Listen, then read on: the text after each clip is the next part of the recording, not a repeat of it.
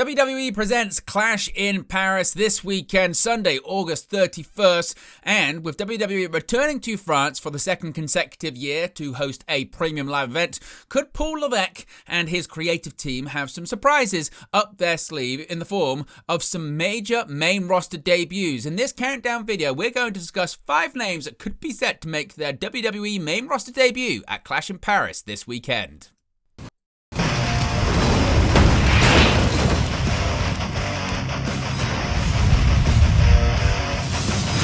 Hey guys, welcome back to Wrestling News 365. Hope everyone is doing very well. As always, there are plenty of stories to get into in the world of professional wrestling, and this weekend, WWE returns to France once again to host a PLE for the second consecutive year as they host WWE Clash in Paris. Now, the show, as I mentioned, is going to be taking place this Sunday, August 31st. There are 5 matches at the time of recording this video currently scheduled for the show, as is usually the case for smaller PLEs. Now, it is actually going to be the final premium live event that is going to be airing on Peacock as part of WWE's media rights deal with the NBC Universal platform before WWE main roster PLEs anyway head to ESPN beginning with WrestlePalooza in September. But despite this, could we see some surprises in the form of main roster debuts in France this weekend? Let's get into 5 names that could be set to make a major debut this coming weekend at the upcoming PLE. Let's begin with Ethan Page, the current reigning and defending NXT North American champion. Of course, Ethan Page has pretty much done it all, apart from a select few achievements in WWE NXT, hasn't he, since he arrived back in 2024 after leaving AEW. He is the current reigning and defending North American champion. He is a former WWE NXT champion, holding one of the records for the shortest amount of time from debuting to actually winning the NXT championship. He competed for the NXT championship in his first ever match on the developmental brand, and Ethan Page has impressed many within NXT when it comes to not only his in-ring work, but of course his promo work. He's always been a good promo, and he certainly backed that up in NXT, and he's certainly gone on to become a go-to for Shawn Michaels, putting him in high-profile matches, moments, and segments. But the interesting thing, of course, when it comes to Ethan Page, which is different compared to the rest of the NXT roster, is that he is on the older side for someone that's in WWE's developmental system. He's 35 years old. Now, of course, there have been people in NXT that have been older, but with his age and with his experience, frankly, as well, he was in TNA Wrestling for several years, was one half of the longest reigning TNA World Tag Team Champions of all time in the North, alongside Josh Alexander. And then, of course, he was in AEW as part of the Men of the Year. He was in the Face of the Revolution ladder match when he debuted back in 2021. He has gone on, as I mentioned, to have significant success in pretty much every company that he's been in. But of course, certainly he's had great success in NXT. But given the fact that he's 35 and he's been wrestling for close to 2 decades at this point, he's ready for prime time. He's ready for the main roster. So much so that actually a couple of months ago, it was being reported that Ethan Page's name had been thrown around for potential call-ups to the WWE main roster. Now, a lot of people had suggested that possibly Ethan Page could become the latest member of Seth Rollins' faction, The Vision, on WWE Monday Night Raw. Of course, at Clash in Paris, Seth Rollins is set to defend his WWE World Heavyweight Championship in a fatal 4-way match against his arch nemesis CM Punk, the former World Heavyweight Champion Jey Uso, and the man who defeated him at Saturday night's main event, of course, when Rollins faked that injury in LA Knight. Now, with the numbers game sort of stacked in the disadvantage section of Seth Rollins, of course, he'll have the Vision in Bron Breakker and Big Bronson Reed and Paul Heyman at ringside. But in terms of the match, he doesn't have the numbers advantage. Now, could he possibly look to even up that numbers advantage by having someone else join his group? If you have Bron Breakker and Big Bronson Reed, for instance, going after 2 members of the match, still leaves 1 competitor, 1 opponent left over for Rollins. Could Ethan Page be the one to level that playing field and Ethan Page join the Vision, a very senior spot on Raw? And certainly could that be something that the WWE creative team looks at? Now, some would say, but he's the North American champion. That kind of prevents him from being called up to the main roster. Not really. We've seen talent be called up to the main roster whilst holding championships in the past, whether it be Johnny Gargano as the North American champion back in 2018. Of course, Johnny Gargano and Tommaso Ciampa, they got caught up while champions, but then Ciampa hurt his neck. But the plan was for him to be called up. We've seen Solo Sikoa get called up to the main roster and then win the North American Championship. We've seen Dominic Mysterio win the North American Championship whilst being on the main roster. So the fact that Ethan Page is the current North American champion doesn't really mean much of anything. We see a lot of NXT crossover, don't we? So I wouldn't be too shocked at all. We've seen NXT women's champions get called up in the past. So the fact that talent are holding titles doesn't really mean all that much in terms of getting main roster call-ups. So Ethan Page could be one to watch out for and could possibly make his debut as soon as this weekend in France. Now, if not Ethan Page, what about Tony D'Angelo coming up from NXT to the main roster? Now, this one, if it doesn't happen this weekend, it feels like it's inevitable that this happens very soon. Tony D'Angelo is pretty much done in WWE NXT, you would think of. Now, aside from winning the NXT Championship, he's done everything else there is to do in NXT. He's been the North American Champion. He's been the NXT Tag Team Champion twice. He's won the NXT Heritage Cup. And it kind of looks like he's done. Well, certainly when it comes to NXT, as I mentioned, he's won areas pretty much everything to win apart from the NXT Championship. They've done the storyline with the family is kind of split and over. Of course, that ended up with Channing Stat's Lorenzo turning on Tony D'Angelo at Stand and Deliver. This led to matches at Battleground. You had the family be completely divided as well. So it was kind of a situation like that. Luca Crusifino got involved and they all kind of went their separate ways. And after this feud, this storyline was done, it culminated on a July 15th episode of NXT. Tony D'Angelo defeated Lorenzo and Crusifino in a triple threat match. It effectively disbanded the D'Angelo family stable and really sort of ended this whole storyline and ended the whole Dom persona. Now, on the July 29th episode of NXT, Tony D'Angelo appeared in a pre-taped segment where he seemingly retired his Dom persona and was confronted by a shadowy figure hidden to the audience. A lot of people suggested it was a way of killing off his Dom persona. It was shot very similarly to the end of Sopranos. Spoiler warning, it's been out for years. That show ends, obviously, famously or infamously, depending on how you look at it, with Tony Soprano looking up and the show just fading to black straight away. And the presumption is that he probably got killed off at the time because they'd even teased it a few episodes before saying, they say it just goes to black, you don't hear anything. So it might have been a similar thing like that. So people have sort of speculated, well, maybe he's having a character change here, Tony D'Angelo, and he's going to debut a new character on NXT TV. Or a bit like with the Sopranos, just his run in NXT has ended, so he's been killed off, which would make a lot of sense because the D'Angelo family has done that to lots of talent in NXT, whether it's, writing people off because they're leaving the company or killing people off because they're going to the main roster. It would only make sense that Tony D'Angelo got killed off before he went to the main roster. So there have also been reports suggesting that WWE also were talking about him as a main roster call-up as recently, or as far back rather, as after WrestleMania, which is quite some time now. So whether or not he ends up on this PLE remains to be seen, but he is on his way to the main roster. He's been in WWE since 2021, so you kind of feel like 4 years of the developmental system is more than enough time, and you feel like he could be on his way to the main roster sooner rather than later. For what that he could be involved in, time will only tell, whether it's a case of he gets involved in Sheamus versus Rusev, or maybe he's going to be part of the Vision, maybe it's something completely different. It's just a vignette and he appears in front of the crowd. We'll have to wait and see, but Tony D'Angelo, you feel, inevitably is on his way to the main roster. Now, Ricky Saints, the former Ricky Starks, of course, in AEW. This is an interesting one when it comes to him because when he made his WWE debut earlier this year, of course, he debuted/returned to WWE in February of 2025, not long after leaving AEW. There was this general feeling that Ricky Saints would be on the main roster sooner rather than later. In fact, the only real reason he had gone to NXT was because this was in the middle of WrestleMania season and creatives kind of mapped out and planned out. Everyone's got their storylines and their creative that they're doing, and they didn't want to debut Ricky Saints on the main roster straight away, only for him to get lost in the shuffle, which you kind of bought and then kind of didn't buy because there had been talent like Penta and particularly Rey Fénix, that had just gone straight to the main roster. There had been others that had gone straight to the main roster, say like Aleister Black and Rusev, but they just waited, but they'd been in WWE before, so there was sort of contrasting and conflicting information on that one, but people said it wouldn't be a bad thing for him to be in NXT for a little while, just familiarize himself with the WWE way of working, if you will. Now, he had immediate success. He won the North American Championship very, very quickly, but then he dropped it to the aforementioned Ethan Page. Since then, he's actually now going on to feud with Obafemi over the NXT Championship, and he is actually booked to be facing Obafemi in September at the No Mercy PLE for the NXT Championship. Therefore, once again, people will say, well, he's not going to get called up to the main roster now, and he's not going to appear at Clash at Paris now because he's chasing the NXT Championship. Why would they do that?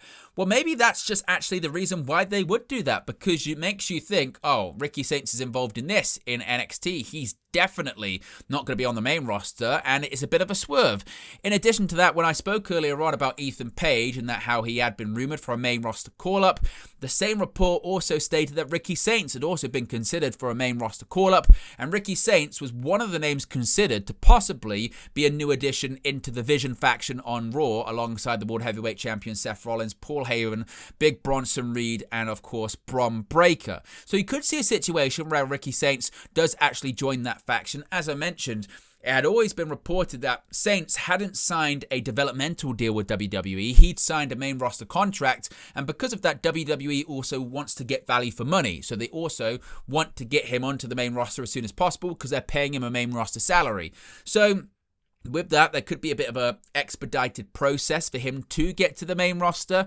And I actually feel like, who would be a better fit, Ethan Page or Ricky Saints? There's certainly pros and cons of both. With Ethan Page, you've got someone that's maybe a bit more experienced than Ricky Saints. You've got someone who's done more in NXT, has been in NXT longer, is more ready to go now. And also that person that goes into the Vision likely could be the person that's going to be eating a lot of pinfalls. They need someone to be a bit of a bump guy in there because, of course, Rollins is the World Heavyweight Champion. Bron Breakker is deemed as the next big thing. Big Bronson Reed is the big muscle in that group. So you kind of do need that person that's going to eat a lot of pinfalls. Would Ricky Saints be the right person to do that, considering that maybe he's seen as a bit of a future star? But interestingly, when it comes to Saints and when it comes to Ethan Page, they're exactly the same age. Now, someone in the form of Ethan Page has been doing this a lot longer. Ricky Saints made his debut back in 2012 in professional wrestling, but they are the same age. They've just been working for different periods of time. So maybe Ricky Saints could be that person to come in and eat pinfalls. Maybe WWE's got bigger plans for him. We'll have to wait and see. But he certainly is someone that I wouldn't be totally shocked if he makes his main roster debut as soon as this weekend. Now, speaking of call-ups from NXT, this one feels inevitable at this point. Jordynne Grace. Now, I feel like every single time we talk about main roster PLEs and who could make their debut on the main roster, Jordynne Grace's name keeps coming up. When Jordynne Grace signed with WWE at the beginning of this year, the expectation was that certainly by now that she'd probably be on the main roster. Of course, WWE signed her after her TNA wrestling contract expired. She'd already appeared at WWE main roster PLEs in the past, including competing in the Women's Royal Rumble match. Whilst at the TNA contract, she'd appeared regularly at NXT events and NXT PLEs as well. But when she made her WWE official debut as a WWE contracted talent, it was once again in the Women's Royal Rumble. And some thought she was going to go straight to the main roster then. Ultimately, the decision was made that she was going to go to NXT, was going to compete for the NXT Women's Championship, and quite a few thought that she'd probably win the NXT Women's title, which she hasn't done. She's been involved in high-profile feuds, being involved against the likes of Julia, Stephanie Vaquer, and others. She's now involved in this feud with Blake Monroe, but of course, Blake Monroe does own a victory over Jordynne Grace. She won at the Heatwave PLE over the weekend, and some thought, is this going to be Jordynne Grace's final match in NXT? It maybe doesn't look like that's going to be the case. Maybe there'll be one more match with Blake Monroe, but I don't think that makes it impossible that Grace again would debut on the main roster. What we do have happening at the Clash in Paris PLE is a Women's Intercontinental Championship match. Becky Lynch is defending against Nikki Bella. Now, could Jordynne Grace debut in and around that match, possibly align with either Becky Lynch or Nikki Bella? Maybe she could be Becky Lynch's muscle or something like that. Or maybe she'll just be a future challenger to whoever wins that bout and is leaving with the championship. But she feels like someone, Jordynne Grace, that she's another one that's always been on a main roster deal. She's always been on significant money, and she feels like at this point, is there much more else for her to do in NXT apart from win the NXT Women's Championship? She hasn't won that. Are they waiting just to put the belt on her? But if they put the belt on her, that would suggest she's going to be in the developmental system for at least possibly 3, 4, 5, 6 months longer. We'll have to wait and see. So I feel like Jordynne Grace is inevitable to be on the main roster fairly soon, maybe as soon as this weekend. And finally, before I get on to the last one, a reminder, as you can see right there, we are less than 40 subscribers away from 24,000 here at Wrestling News 365. Our goal is to hit 25k in 2025. So if you haven't already, be sure to subscribe. Help us get to 24k on that road, as mentioned, to 25k. Be sure to click the like button. And a reminder, this video is brought to you in collaboration with all of our affiliate partners. You can find all the details and information about them in the video description below. They'll also be pinned in the comment section. You can save yourself some money, you can get yourself some great products, and you can also find another way to support the channel whilst doing so. So be sure to check out all of our affiliates. Be able to see them, as I mentioned, video description, comment section, or also throughout the video on the sidebar. Be sure to scan and find out more information. Finally, I'm being a bit economical with the truth here on this one, so bear with me. What about Matt Cardona? Now you'll say, Owen, come on, Matt Cardona? Seriously?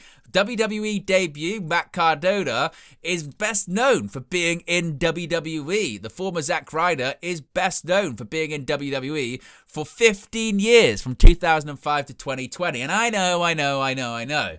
But this version of Matt Cardona, not Zack Ryder. Now, maybe if he came back to WWE, he'd be called Zack Ryder. But this version of Matt Cardona is totally different from Zack Ryder. Gone are the days of the Long Island IC and woo woo woo, you know it, and all that kind of stuff. Now, you've got the Indie God, you've got the Deathmatch King, you've got Matt Cardona. So what if Matt Cardona made his debut in WWE this weekend at Clash in Paris? What if, not Zack Ryder, but Matt Cardona, this version of Matt Cardona, made a WWE debut? Now, what match he'd be involved in? Well, could he potentially even be involved in the John Cena versus Logan Paul bout? Hear me out here, folks. This I know I'm stretching. I pulled something. I'm stretching so hard here. But John Cena, Logan Paul. That's a big match, arguably the biggest match to take place this weekend. Now, what's Logan Paul best known for? Social media, the internet. Who's pretty well known for using social media and the internet to get over in WWE, to get over outside of WWE, to be the Indie God, to be the Deathmatch King? It's Matt Cardona. Now, who's someone that is known for being involved in a storyline with John Cena where it looked like he was buried and he was only put in there because he was getting popular on social media at the time? You guessed it. Matt Cardona, Zack Ryder. Famously, he got cucked by John Cena when John Cena made out with Eve Torres in front of him. He also got thrown off the stage by Kane in his wheelchair whilst he was holding flowers and all this kind of stuff. And that was all in a storyline that involved John Cena and Kane, and it's kind of infamous for how bad it made Zack Ryder / Matt Cardona look. And at the time, again, it felt like that Cena was just getting involved because Zack Ryder was popular and John Cena was the top babyface, so rub him up against that and he'll have the popularity, he'll have the internet popularity. And also, they wanted to make Zack Ryder look like a fool because they had no plans to push him, despite how popular he got with the fan base online. So you could have a really creative finish here, which has a Matt Cardona interference with a social media celebrity in Logan Paul, and maybe it costs John Cena the match. Now, the likelihood, the reality is that most likely Brock Lesnar makes a surprise appearance or appears, or his music plays or something like that, and maybe that's what costs John Cena the match if John Cena loses. But it would be a creative way of Matt Cardona / Zack Ryder getting payback for something that never really got resolved all those years ago. And with John Cena on his retirement tour, and they're playing the hits, but they're also harkening back to pivotal moments in John Cena's career, and maybe infamous or famous moments in John Cena's career. He's also already had matches against the likes of Randy Orton and CM Punk. Could he have one with Zack Ryder / Matt Cardona in WWE before all said and done? It feels really unlikely, but it would get a lot of people talking, wouldn't it? And of course, Cardona does have ties to WWE, as his partner is Chelsea Green. So anything's possible.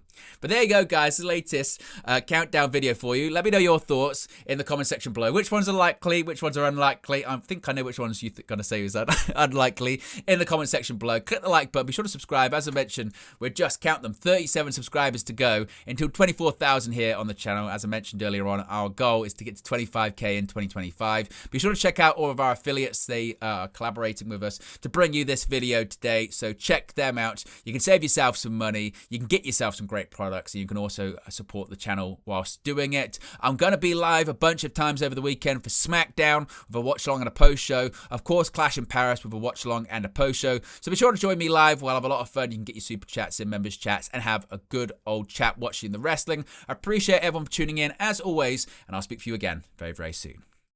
Hey guys, thank you for watching, listening, streaming, or however you come across this video today. Be sure to click on the video on the right there to watch our next video, or click the bottom there to subscribe, or the bottom right hand corner. Thank you very much, and I'll speak to you again very soon.